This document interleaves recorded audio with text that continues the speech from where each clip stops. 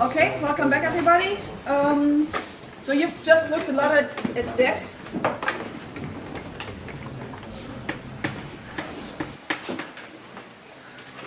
Some people ask me, well, why is DES the way it is? And honestly, nobody really knows. Well, there are some people who do know, but nobody knows in public. So this goes back to there's a design by IBM people.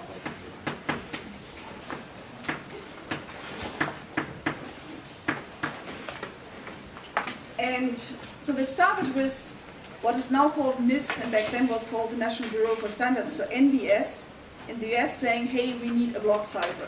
We want something which takes in blocks, well, what we did on Monday, takes in blocks and encrypts each block separately, and it should be secure, and from the public records it's not clear what they specify, but so IBM submitted something called Lucifer.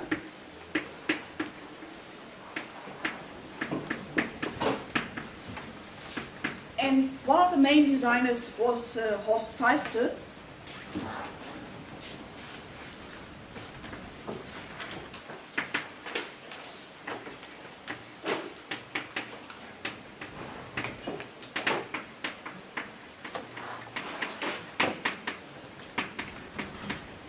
So on the sheet and also in the DES documentation, you see something about Feistel networks, and the networks have the typical thing that there is a left-right split.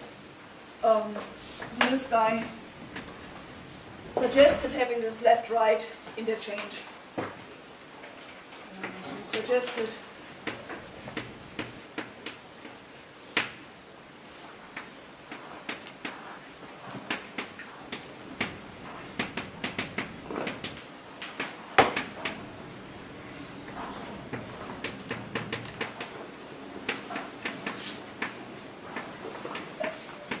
and you're basically using one side to encrypt the other.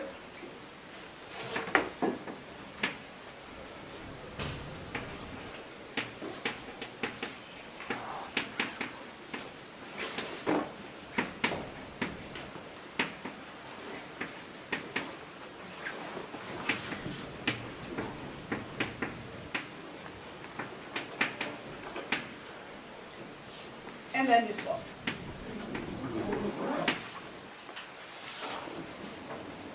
So what you basically have is you have some Li minus 1 coming in, you have some Ri minus 1 coming in.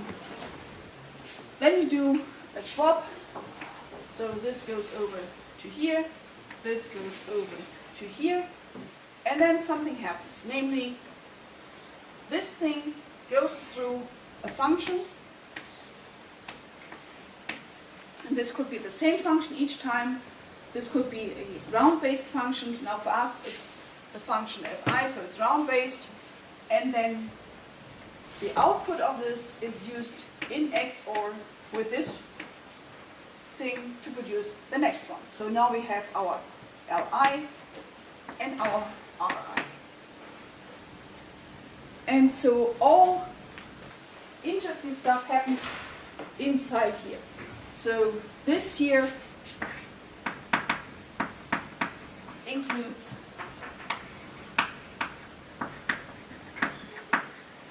the key.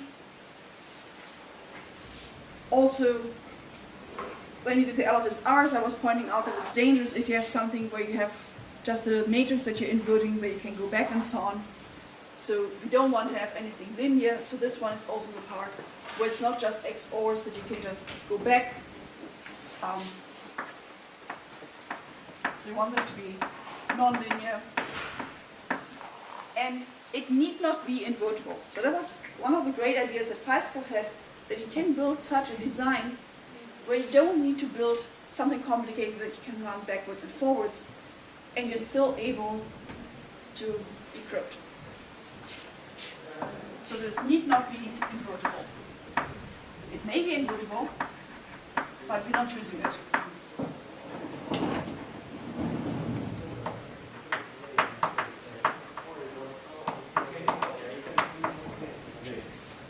So the first exercise that that you all did was asking you how you can go back. Now, well, I'm not actually sure everybody did this. I had some people who were like, I'm stuck here, this is, and then afterwards, no, this is too easy. So, well, let's just do this. So I want to have Li and Ri, and I want to go back to the previous ones. Then this guy is just coming from there. So if I'm given Ri and Li and want to go back to Ri minus 1, Li minus 1, then Li minus 1 is just Ri. And Ri minus 1. Now, what I've done here is I've taken this thing, which is the same as Ri, so I know it, run Fi on it, and then XOR the result to this one to get Li. So if I take Li and then XOR it with the same thing, so with Fi of Ri, which I know, I'm getting Ri minus 1.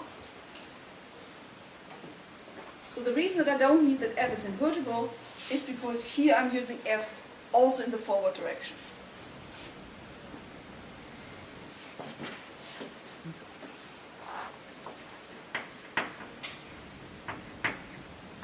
So because decryption uses F in forward direction as well.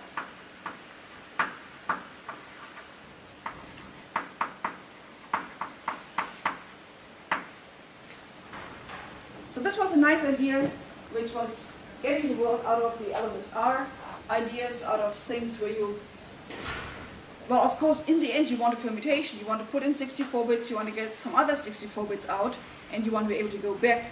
But the building blocks, the parts that are hard to design the right way, Feistel suggested this way, and suddenly it was no longer necessary to have this piece be invertible. That's cool. Also, when you think about the modes that we did on Monday, several of those modes don't need a decryption. That's, again, some function, some feature where you only need to have a forward direction. So when you think of counter mode, in order to do counter mode, you're encrypting the nonce, counter, okay, and then you XOR with a message. If you're decrypting, you're again encrypting the nonce, counter, and you're XORing it this time with the ciphertext, get the plain text. So no need for a decryption function. And this all started with here, where we don't need the decryption function. Now, then, this Lucifer went into the National Bureau for Standards, so that's the predecessor of NIST. Then it went to the NSA. Now, NIST will always say that they have to coordinate with the NSA, and yes, they have to ask NSA what they think. Their collaboration was pretty tight. Also, NIST or NDS didn't really have any cryptographers, so it was all outsourced. I mean, NIST's main thing is to deal with like measurements of units. They have the kilogram. Doesn't really help because the Americans like using pounds and miles and so on, but still NIST is sitting there and saying, okay, we have the kilogram, we have the meter, we have this piece here which does exactly that. Now, at least for the seconds they use the same thing, so they have some chemical atom which is going blink, blink, blink every so fast that you can get a multiple of this as a second. So they have all of those standards. They standardize your water pipes. And they're also the one institution which is supposed to standardize crypto. Now, if you want to standardize crypto, you need cryptographers. You need to have an idea of whether the thing that comes in is any good. Not having any real in-house expertise, they consult with the NSA. And when you look at the personnel at NIST, the people who were there in the early days were basically ex-NSA people anyway. So they were just asking their buddies, their colleagues. So this is a very, well, it's formally has to be there, but also informal. They just talk a lot. Now, we don't know exactly what happened. Out came this.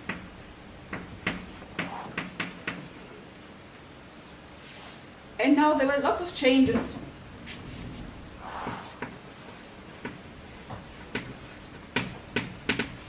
So the most visible is that you only have 56 free bits. When you look at this key schedule in the document, then it kind of talks about 64 bits, but all of these, so you have 7 bits and then you have a parity bit, which is set so that whatever parity you have here, this one makes it odd parity.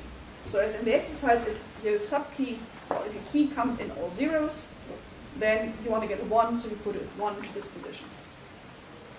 But then when you look further into the document, what happens with bit 8, 16, 24, and so on until 64, they're not used anywhere.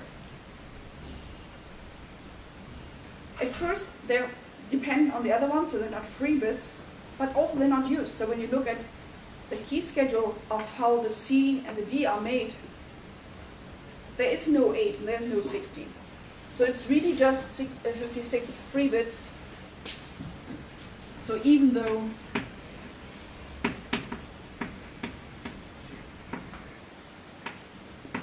the key schedule uses 64 bits, but every 8th bit is for parity, and more importantly, it's ignored. Now this is a very visible weakening. IBM was playing at that point with 128-bit designs. NIST wanted a 64-bit design.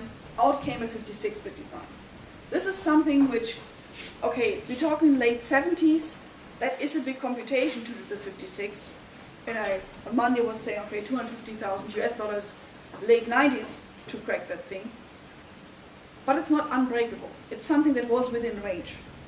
Within range for the US and Russia, so big nations, not within range for your normal kid in the garage. But in crypto, we don't want to design just something which is good enough against the kid in the garage. We want to design something which is good enough against anybody. But yes, they decided this is good enough for what we need. And then the more mysterious part, there were changes in these S boxes. So when IBM made a 64-bit version, they also submitted a substitution, the substitution boxes. They had the idea of having this whole split, so when you look at the F function, how it's done internally, this whole thing with getting 6 bits in, getting 4 bits out, that was already in the IBM design.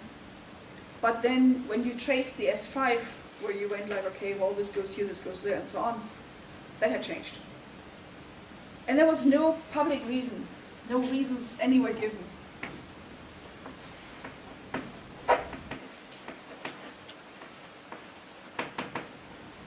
So for this one, there was an outcry. People complained. With Diffie and Marty Hellman were complaining, saying, hey, other people, adversaries could break this. And they went like, yeah, well, but this is for normal people, it's not for the military, this is the best we can give you. There was no noise about this one. Nobody complained, they just did some changes, okay, they did some changes. So when you ask me, like, why are pieces in depth the way they are, some things are explained in the IBM submissions, some things are like nice, you don't need to have invertibility, and actually you don't want invertibility. Having some mixing going on, all of that is good and nice. So what is the design rationale?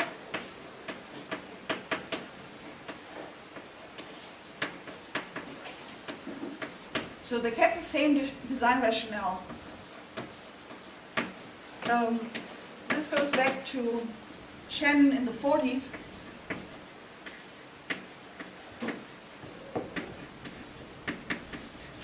And Chen says that a good cipher should have diffusion and confusion. Now I like teaching this because I'm very sure that we always achieve the confusion. The diffusion is a little bit harder to achieve. So what this means on a cipher level, rather on a personal student level, is that you want to have that the bits change over, and I always mess up because I don't think these words are particularly intuitive. So confusion is that you want to mix the bits, and diffusion is that the differences between the bits spread out.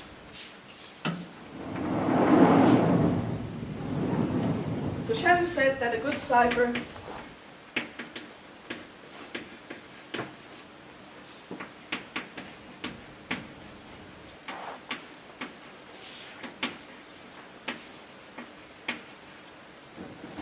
should have confusion,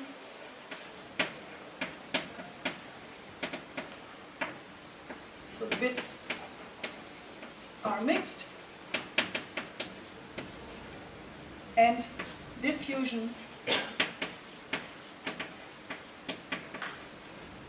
meaning differences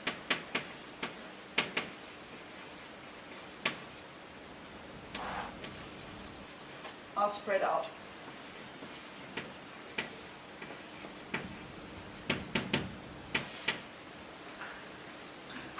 So mixing the bits, in the standard you have seen a lot of things where you're taking left half, right half, and you're doing something on this half and you're doing something on this half. So when you're tracing through just one such swap, well, nothing has happened here. So you'll always want to have these coming pairwise so that each side has gotten as much work as the other side. So then any of the confusion, diffusion has to happen on this side. So here you're mixing and you're spreading out differences.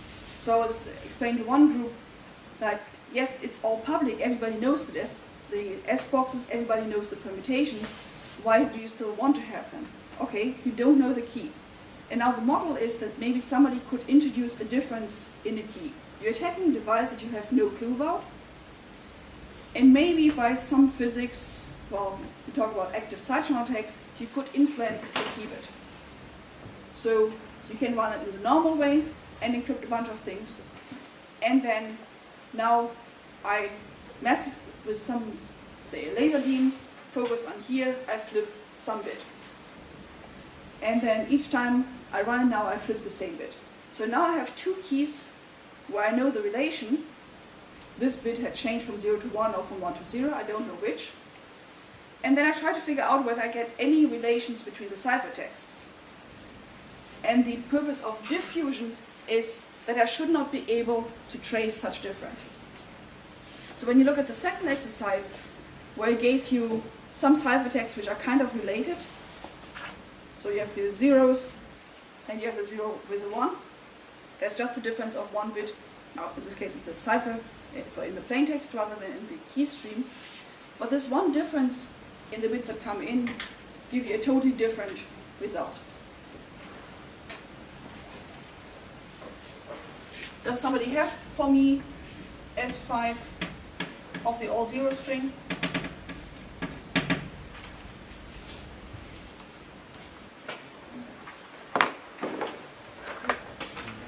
I will also want S5 of the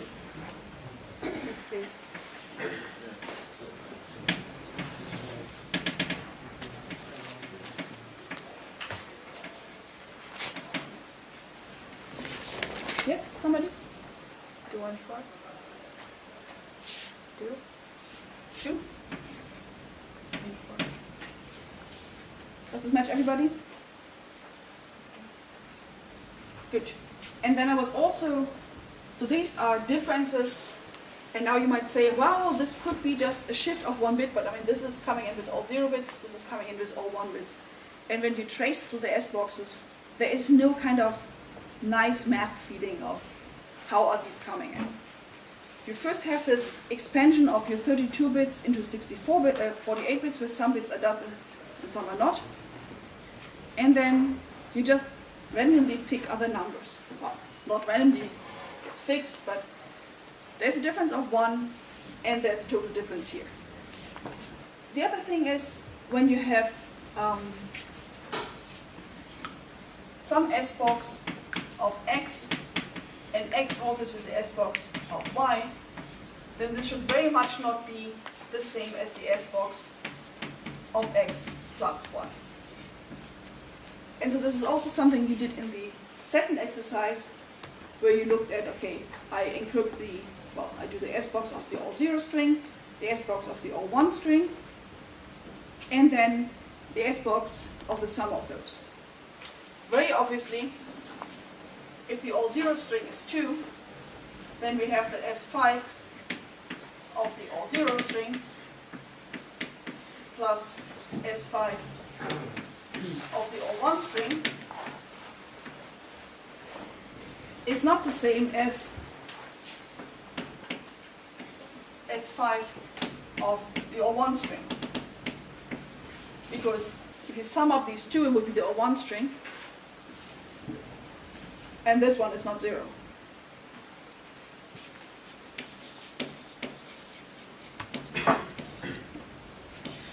This guy is not 0.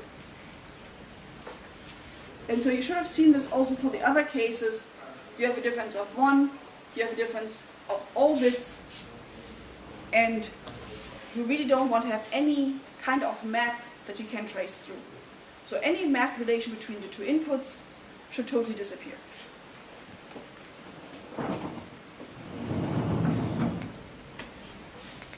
So the S boxes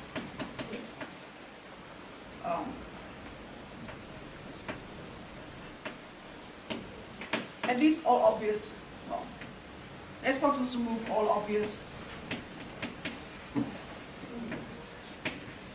relations between the inputs.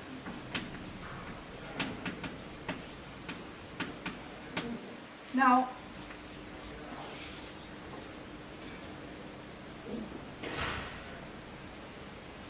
we don't know exactly what happened in this process. This got fed into the NSA, out came different S boxes. What we know is how public cryptography developed. So public cryptography then developed some attacks, first of all because we're used to trying to solve linear systems. There were attempts to linearize the system or see how far you can do with this. And so the public cryptanalysis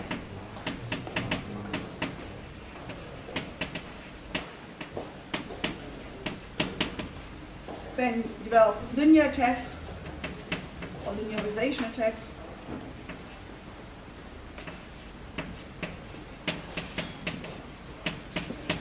And this is kind of okay. And then much later they developed differential attacks.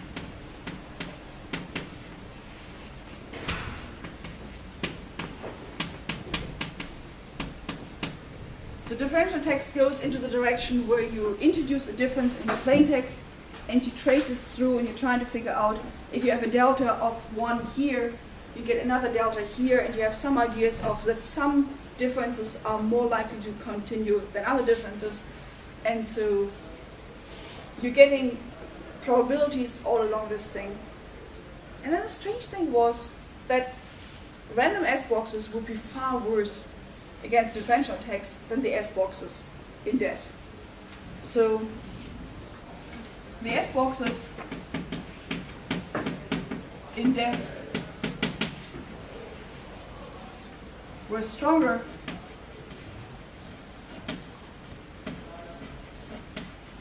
against these differential attacks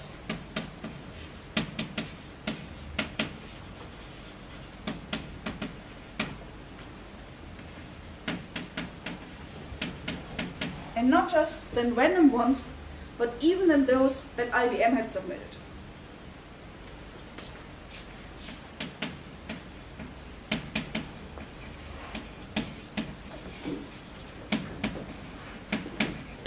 Now at that point, NSA went like, yeah, well, see, very cool, we knew this all along. And you can't prove it, right? I mean, as long as we don't get their log files or their lab reports of what they did when, it might be true, it might not be true, it might be that they had something else in mind. The fact is, they changed the S boxes, and in this case, they changed the S boxes to something better. to something actually pretty damn good. So, mind you, we're talking 1978, so trying like all possible S boxes where you have 2 to the 48 possible inputs, 2 to the 32 possible outputs. That's a big calculation. Now, you can do that. It's basically like one big matrix.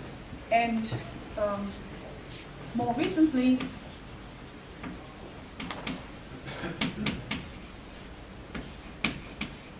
people did computer searches, or like complete searches.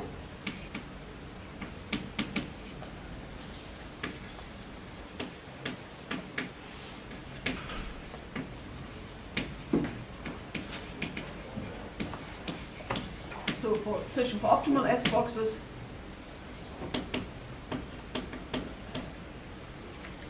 And the result is you could do better against linear attacks, but for the differential attacks, they're pretty damn good. So it doesn't look like, well, probably NSA did know differential attacks. They knew them under whatever name they gave them at that point. They probably didn't have the computer power to do a complete search, but they searched until it was good enough. So now there's two things that are kind of fighting each other. They made it weaker in a very visible way. They made it stronger in some very cryptic, hidden way that nobody actually knew how to appreciate. And that's only what we know now in 2017. It might totally be that they actually have a third item, which nobody knows at this point, where they secretly made it weaker against some attack that the public still hasn't found. And we don't know. So maybe there's one big fat backdoor in this. And when you search for it, there are every once in a while people who have like conspiracy theories, or maybe true theories, I don't know, that there's more in this than we know at this point. So I mentioned before prize money. No, there is no real prize money, but it's still a question that lots of cryptographers find very interesting. Where do these S boxes come from? What did the NSA know at that point? Now, one funny thing that this resulted in is that many cryptographers of my age, or even a bit younger, who grew up in the US, were like, the NSA is here to help us. See, they made these S boxes stronger. Now, I grew up in Europe. For me, the NSA was always the government agency of a foreign government that might not necessarily do well with us. I mean, probably the US is nicer to the Netherlands and Germany and Denmark and what have you not than they are to Russia and China, but we're still a foreign country. So in Europe, we typically grew up with this feeling like, okay, somewhat suspicious, it comes from those guys. On the other hand, well, they also know something. But local cryptographers were totally buying into the NSA are the good guys. So for them, when the Snowden stories came out, including some where it was clear that NSA had messed up and weakened cryptographic standards, for them a total world broke down, whereas for us it was like, yeah, told you so. So that was very interesting in 2013. I mean, it still shocked me of how widespread it was, how much they did, and that nobody stopped it or that it just happened. But it wasn't like this moral dilemma. Well, the bad guys were bad. Duh. Whereas for some US guys, for some US colleagues, it was like, wait, the good guys are bad? They gave us a nice DES boxes. So, there are a few more things I want to say about DES. We're not just doing history of cryptography, we're actually doing stuff that is being used. So this thing where NSA NIST themselves says, oh, this standard is outdated, don't use it anymore, you still find being used. So DES is still used.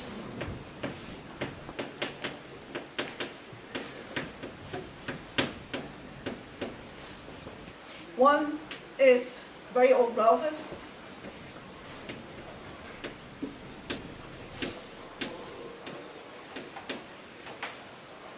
And second is banks. Now the funny thing is you should think that a bank has a lot of money. And the next thing I'm going to say, well, these things are expensive.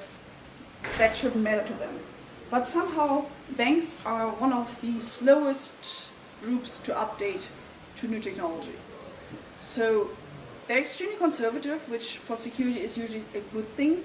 Don't just jump on every hype. Don't just say like, oh yeah, well, tomorrow we want to have this change, today we want this, and like bouncing around. But they're like 20 years late now. So what they're doing is, in banks, it's typically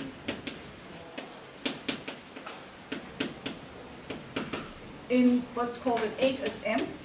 That's a hardware security model.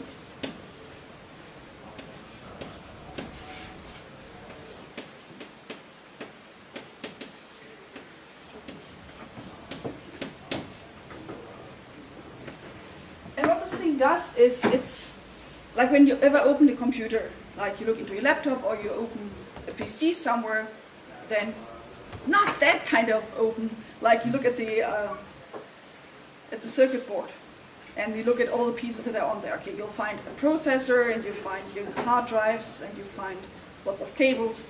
Now, some of the more recent cards, like, okay, if anybody's into gaming, you probably invested some money into having a GPU, like a graphics processing unit. Now, that is a big thing which sits somewhere on your circuit board and does the bulk of the computation when you want to have nice graphics fast. If you open a banking computer, in the same slot, or the same type of slot, you have another box which is sealed and which has like all kinds of physical security. So if you try to go out with a screwdriver, it will erase all memory and such. And this box will have the bank's secret key. Okay, that sounds good because, well, you want to have that nobody can actually physically get at this thing. And this damn thing runs DES. Now this is still working, and never stop a working system, right? So most banks have somewhere such a box which has their bank's long-term secret keys. And it's in a box, and there are not many vendors who make these boxes. And these boxes have to go through a lot of certification because you want to have like all kinds of security features, that somebody who comes with a big antenna next to this box can't just read out your key, that somebody who comes with a screwdriver really has no chance of doing these. And if you're interested in these things, there are some really cool labs here in the Netherlands who do like evaluations of side channel attacks, and including such countermeasures that the memory would be erased. One cool part was they had a, well, it was not an HSM, it was a smart card, but it had supposed to the same features. So on this thing, well, okay, this is the credit card. On this is little golden piece which contains a smart card, and that's where the crypto happens there. And on this thing there was a trigger that if they would notice that somebody scratches the surface, because if you want to put needles on there, you want to first take off the surface, then it would erase all memory. So what those guys did was look at the specification of this trigger, figure out how much time they have. If you go with your whatever device you have, it would get you. They figured if they shoot, like with a pistol, if they shoot the smart card, it's fast enough that the trigger can't actually operate. So they went on a shooting range, put the smart card somewhere, found somebody who can aim well, probably they set it up in some way, and managed to shoot that thing. Now this is kind of crazy. This is going like towards the level of, yeah, we want to be secure against crazy level attackers, and okay, if this is the bank's main secret, they want to be secure against crazy level attackers. So such a thing isn't developed in a day. This goes through many years. But as I said, this is from '76 publicly. This is very far behind the times. Now the worst part is that some of those banks still use DES, as described here, as one single key of 56 bits. Kind of okay compromise. So the most use is in what is called 3-DES or triple DES.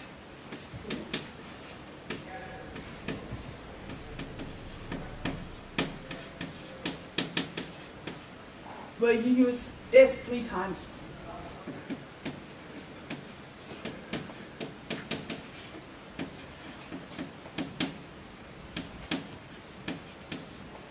Now, the worry with the 56 bits, if you have 3 different keys, or even if you have just 2 different keys, that seems like it's going to be fine. So 112 bits or more than 160 bits, that's in a range where we can't brute force it.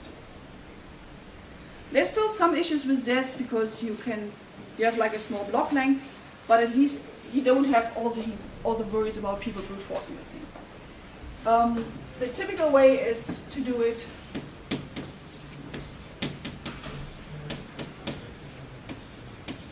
so you have your plain text and you apply des once with key 1. Then you apply it with key 2. But you don't actually apply des, you apply des inverse. Okay? And then you apply another des to it. Des with k. The reason that it's usually done this way is that if you need to be backwards compatible with somebody who uses single des, you can just put k1 equals k2 equals k3. You encrypt with the same key, then you decrypt. So if k1 equals k2, these four go away, and then you just have a single encryption.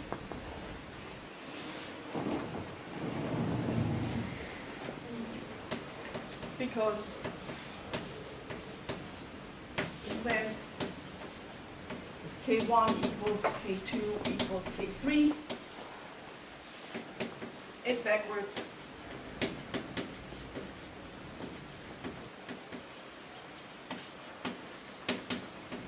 compatible with this.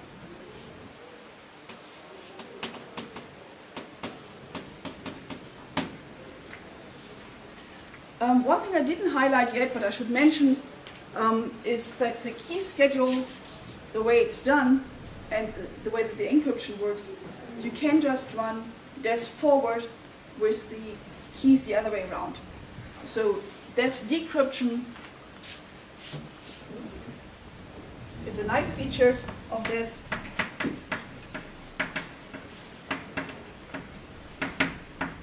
So if you want to have des k to minus 1 is equal, well, is des with keys k16, k15 till k1. So you just change the order of the keys, so you take the same key schedule, but then you start with key 16 instead of with k1. So again, it's the way that this f function works. I didn't put this on the board here, but the way that the key comes in is just XORing. So, well, you now start from the bottom. You want to recompute this f, so you're taking the f16 first. I mean, you first undo this IP and IP inverse. Then you're doing the f16, where you XOR with key 16, and then you do some stuff. And then you do some stuff. So des is fairly nice in hardware, so you can do a small design.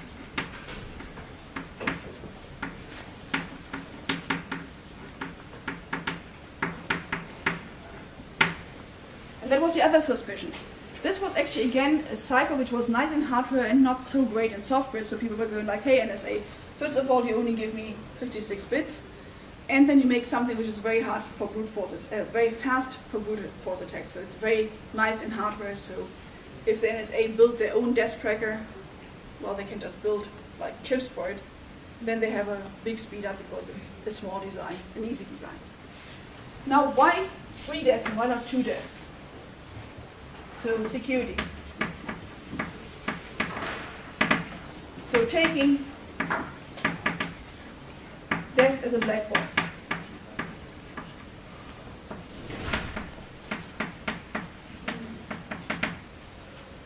So at this moment, I'm not going into like any of the linear attacks, any of the differential attacks, but just assume that you have a block cipher which takes a 56-bit key.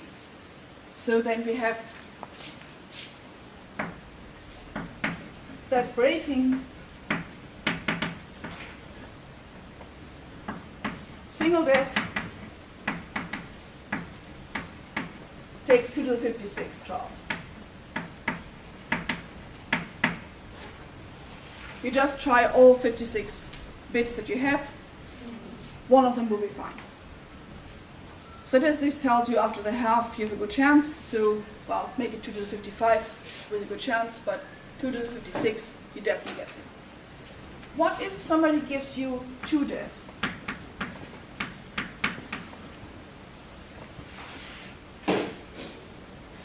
So that's similar to what is on the board, but it stops here. And it can be with the inversion, could be the forward way. Since we use it as a black box, the inverse of des is as secure. But how secure is this?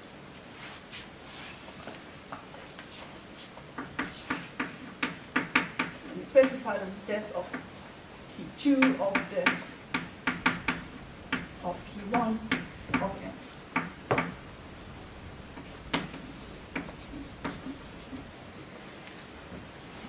You can definitely do it in 2 to the 112. But can you do it faster? Yes? You can apply that once and save the result. And then you Okay, so we should specify that we know what we're doing. So we have some plaintext ciphertext pair. We have gotten the encryption of some message. Yes? So you apply it to the plaintext once and save the result. And it takes 2 to the 56 and 2 to the 56 space. And then you try to decrypt the ciphertext and you match it up to one encryption. Yeah, so what he's saying is, if we have C, which is des of key 1, des of key 2, of des of k1 of m, then that's the same as saying that the inverse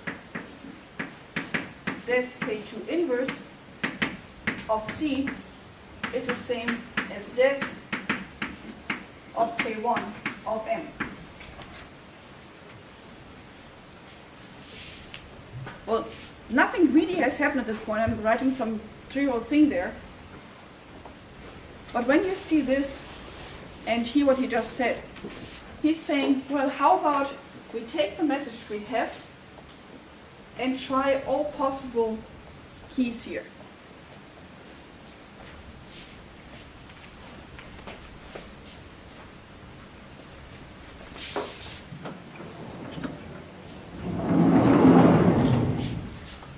So here we say try all 2 to the 56 keys K1, and then remember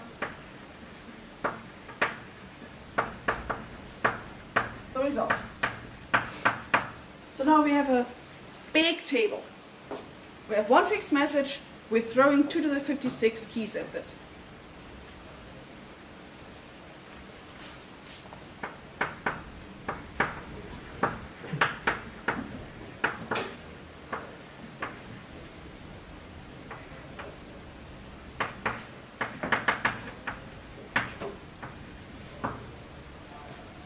And then we start at the other end. So we're basically meeting in the middle. One side is encrypting and the other side is decrypting. Now if you have found the right K1 and K2 match, those have to be the same. So now, so this is step 1. And then step 2 is we try all 2 to the 56 keys K2, and we check whether there's a match.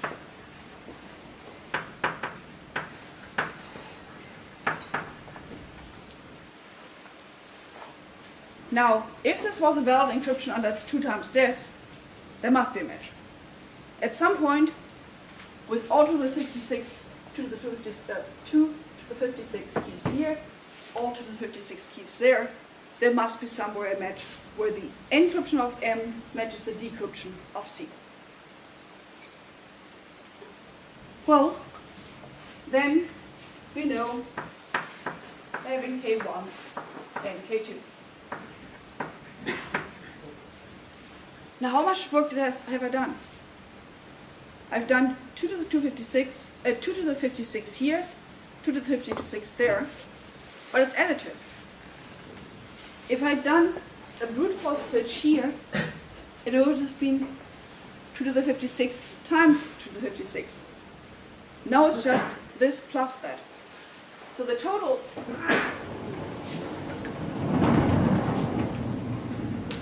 that I have here is 2 times 2 to the 56. So just 2 to the 57. So by having twice as much key material, taking twice as much time, we just, well, made it 2 times harder to attack. What we expected is like square the hardness. We would expect 2 to the 56 squared. But no, it's just a linear increase here. So that wasn't good. That's why people moved up to 3 des.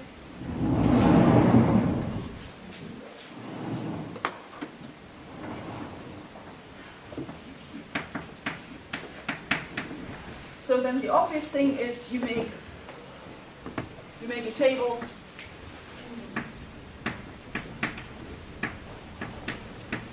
of 2 to the 56 des of K1 of the message.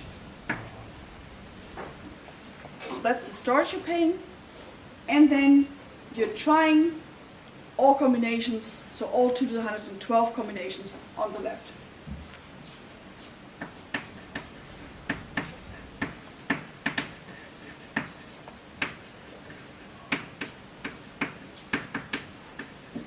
So then we have C, and then we apply the decryption under K3, and we're applying the encryption, so des itself, under K2. So without much intelligence, we've just managed to do an attack which takes 2 to the 56 plus 2 to the 112. So this takes 2 to the 112 work.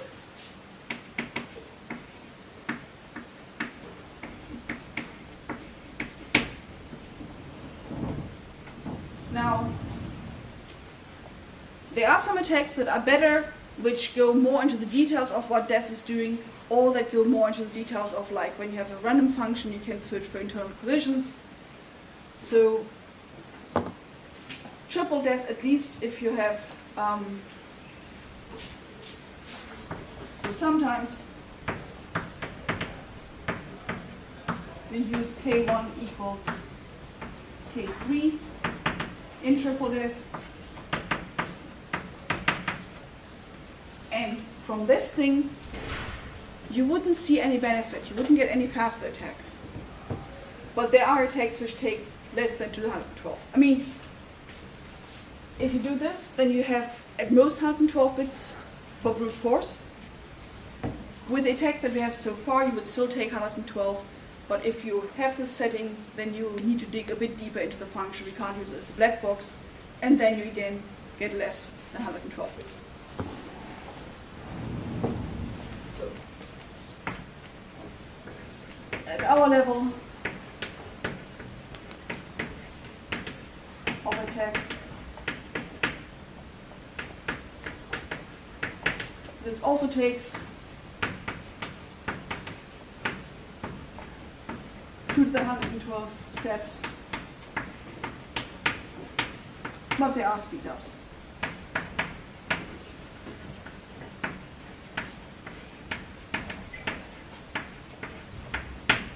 So the conclusion is, well, if you can avoid DES, then don't use it. If for some reason you must use DES because, well, your next job is a security engineer at a bank, and the one thing that they're not willing to give up for you is the HSM, really at least convince them that they shouldn't use single DES, and if they use triple DES, they need to have 3 keys. So prefer not DES at all, but if they need DES, then it should be 3 different keys and not some double key triple DES or 2 key triple DES. Okay, we start again at 50.